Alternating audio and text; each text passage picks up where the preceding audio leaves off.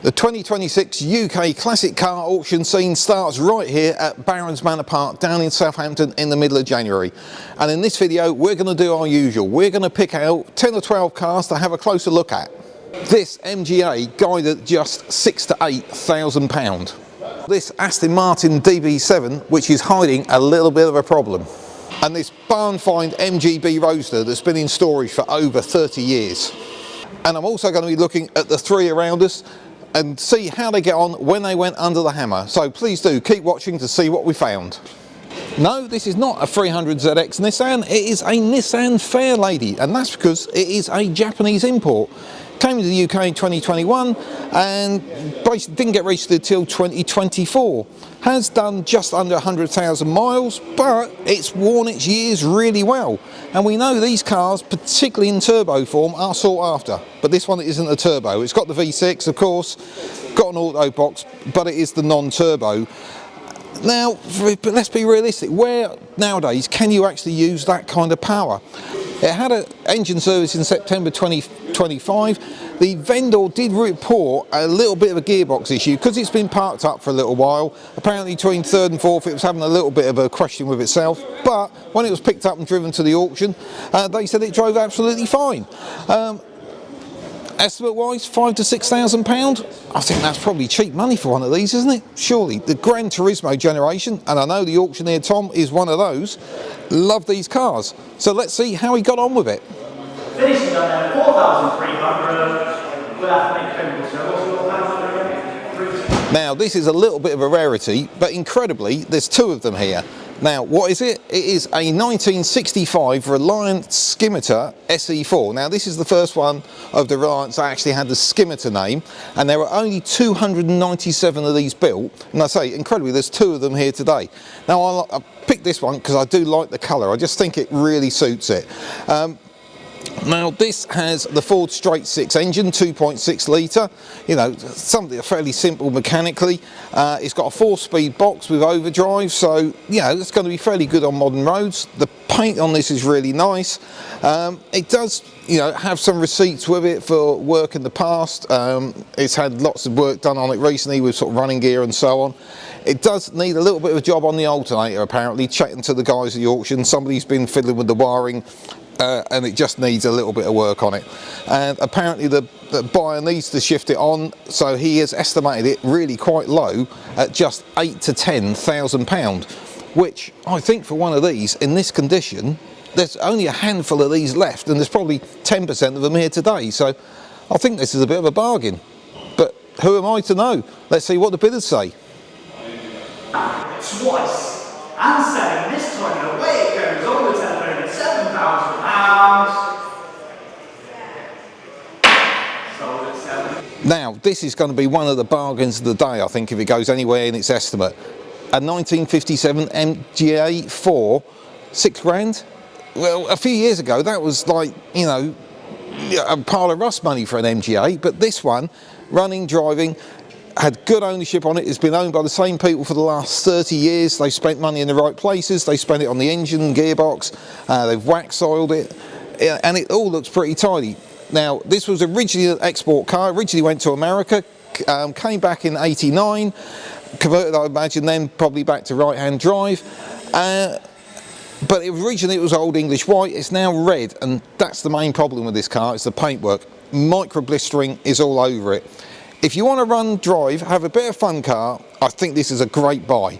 If you want a concours one, you probably want to look somewhere else. But like, so the interior's tidy enough, I think this is a great bargain. If this goes anywhere in that estimate, I think someone has really almost burgled it. But as ever, let's see how the auctioneer got on. At 10,750 twice. Finished done. It's Amazon over £10,750. Can you believe that the Aston Martin DB7 is now over 30 years old? This one is one of the early ones, believed to be number 22 off the production line, and it's just like 1995. It doesn't seem that long ago that these cars came to market. Now, we know these had a bit of a renaissance with price recently. They did really sort of get down into the low teens at one point, and then they seem to go back up into the 20s. This one is no reserve.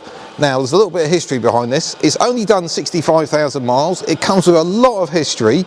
It does need a little bit of cosmetic work. There's nothing screamingly horrible. The headlights obviously need a bit of a polish, but the main issue is that they took it for an MOT after it had been delivered to the auction, and it has failed on corrosion on the underside. Now, speaking to one of the chaps from the auction, they reckon there's possibly about a couple of days work to get this through an MOT. So it could be a little bit of a bargain for someone if they're prepared to take that risk. As you know, with rust, you can spark up that welder and you end up with a lot bigger hole than what you started with. But at no reserve, big history file, relatively low miles, early production number, don't know where this one's going to fall, but let's find out. Amazon away goes in at £4,900. Sold away. Jensen Interceptor, who doesn't love this Grand Tourer? This one sadly is a bit of a stalled project due to ill health, but someone has invested big money in this, and so it could be something good for people to take on.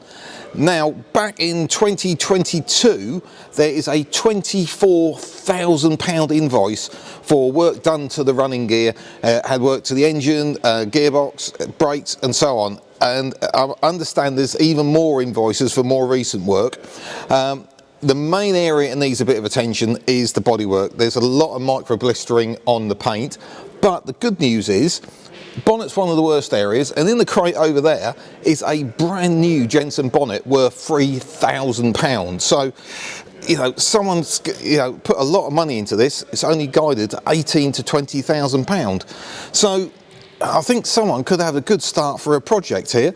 But as ever, it's down to the bidders to decide what it's worth. So let's see how we got on.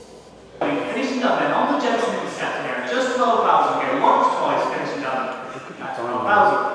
Provisioning at 12,000. Now, I think this MGB Roadster could be the sweet spot for these cars. Why do I think that? British Racing Green, chrome bumper. It's not one of the very early ones, so all the problems, you know, with early manufacture on cars would have been sorted out. And it's got those nice, well, I think, nice hubcap wheels, not the wire wheels. I think these actually look a bit nicer and suit the car better. Possibly an unpopular opinion there, but this one is a proper barn find. It's been in storage 30 years. However, just prior to being put into storage, it did have an extensive restoration, which is why probably it doesn't look in too bad a condition. Problem is, when they pulled it out, brakes are seized, it's a non-runner, so there is some money to spend on it, but overall it does look fairly tidy. Sadly, it's come from a deceased estate and they've been unable to find the keys or the paperwork for it, like the V5 and so on, so there's no history with it at all. But as a project for someone to take on, it could be interesting. It's got no reserve.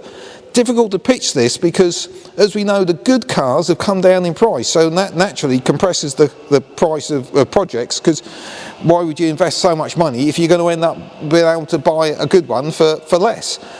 But I think someone who could do the work themselves could get themselves a bargain. Let's find out. Twice. And selling at £3,100. Now, if you want something a bit rare, how about this 1970 Toyota Crown? When did you last see one of these? Now, this one is an import from Japan. It came via South Africa and then to the Netherlands and then into the UK.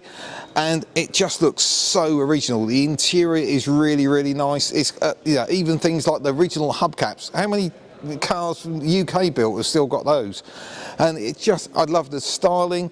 A bit of a personal story with these. I remember a guy in the next road from where I grew up had one of these. It was in like a dark brown colour, and it was just such an imposing vehicle compared to everything else on the road at the time. This one it's got a few minor little cosmetic marks, and see a little maybe blisters on the bonnet and stuff like that, but overall it just looks really, really tidy. It's got MOT until July 26 because it only came into the country in 2025, but yeah, it's ready to go. Estimate wise, £10,000 to £11,000. Yeah, I can see somebody probably investing that kind of money into it, but of course it's up to the bidders. At £7,000 twice, finishing up at £7,000 provisionally for my commission interest there. Now, who doesn't like a Subaru Impreza? And this 1999 car does present very nicely, and it just, you know, reminds you of Colin McRae in those blue cars going through the forests of Britain. You know, great times, weren't they? Now, this one presents pretty well. There's a few odd little marks here and there, but nothing horrendous. Someone's done a couple of upgrades on it. It's got a Momo steering wheel and gear shift. It's got some OZ wheels, which apparently were imported direct from Japan. So, and I think that copper colour does actually suit. I'm not usually one for non-originality, but you know, I do quite like those. It comes with some history. The main thing I can see people not liking about it is the fact that it's done 181,000 miles, and yeah, it can be something that puts people off. But these Japanese cars, they do tend to, you know, stuff that mileage quite well. MOT wise, it's got it through to June 2026, and estimate wise they're looking to 5,000 to 7,000. Yeah, it should make the bottom end of that quite easily, shouldn't it? These cars are fairly well sought after, but let's find out. 3,250, Jensen bid at 3,250. Provision reduced to £3,250. Now, regular viewers to the channel will know we will have Kit Car Corner, and today is no exception, and this one is particularly nice. Now, I know a load of you out there will know that there's the Caterham 7 about, which is the follow-on to the Lotus 7. Well, this was a Lotus 6, or this is a replica of. It's actually made by a company called Tiger, a well-renowned company in that sort of kit car world. This one was new registered in 2014. It's been done beautifully. It's got a nice period engine, 1098cc Austin. It's got original style wire wheels on it, but it's got a little bit of sort of allowance for more modern side. It's got double wishbone suspension. I think the original car would have had live axle, but the lovely little touches, like these brackets for the mirrors, I just think they're really, really great. Estimate wise, 10 to 11,000 pounds. Yeah, I think it probably will get there. It's probably on that kind of money. I imagine whoever had this built spent a lot more than that. But as ever, let's see how we got on. 6,500 twice. Finishing up then, we'll submit the bid online at 6,500. Provisioning with you online. Do you fancy yourself a bit of Inspector Morse on the cheap? Well, this Jaguar Mk2 2.4 could be the car for you. Yes, it is one of the smaller engine ones, but it's one of the late Mark IIs, because just after this it became the 240. This one is showing its age a little bit. The paint is a little bit drab, shall we say. There's no big rot shouting at me, but it is a bit tired. Same with the wood trim inside. But, you know, if you can live with that, it's an estimate of just £4,000 to £5,000, and yeah, a few years ago you couldn't even get a project for one of these for that kind of money. So these are definitely softening. And the great thing with this, just to prove it is a run and drive it, it's actually got MOT through to April. So I think, you know, if you're not too fussed about the looks and want a little bit of, you know, classic on a budget, you're not going to go far wrong. It had a resto in the early 90s, an engine rebuild mid 90s, so it's not been completely unloved. I appreciate those were a few years ago, but otherwise, you know, for the money, what else are you going to get? But let's see what the bidders thought of it. Finishing up £2,600. It's your bid, sir. 318, 2,600. Who doesn't like a Lotus Elan? And this one is particularly nice, and I think it's guided quite sensibly, as you'll find out in a minute. This one's from 1971, and it's a Lotus Elan Plus 2S. This one's got the 5-speed gearbox, it's got the Ford-based Lotus twin cam engine in it, and it just presents really nicely. Current owners had it since 2012, and it's just nice, tidy. Shut lines look good. It's got the original wheels on it. The chrome's pretty good all round. Some of it looks original, some of it may well have been replaced. There are a few cosmetic marks on it if you want to be really fussy, but it's really not that bad at all.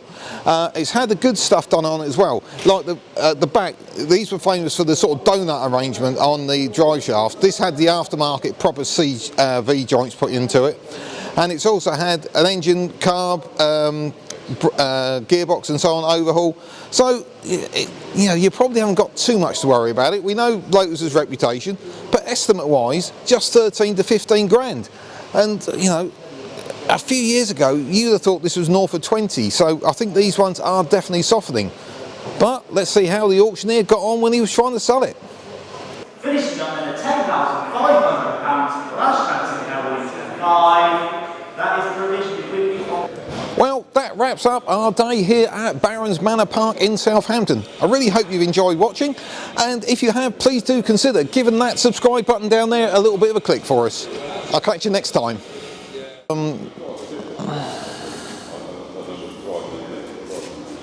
Lotus Elan Plus 2S, which is estimated. You know, I can talk for 2 minutes and I can't talk for 5 seconds, can I? Right, kill that one and start it again. At Barons Park, no, sorry.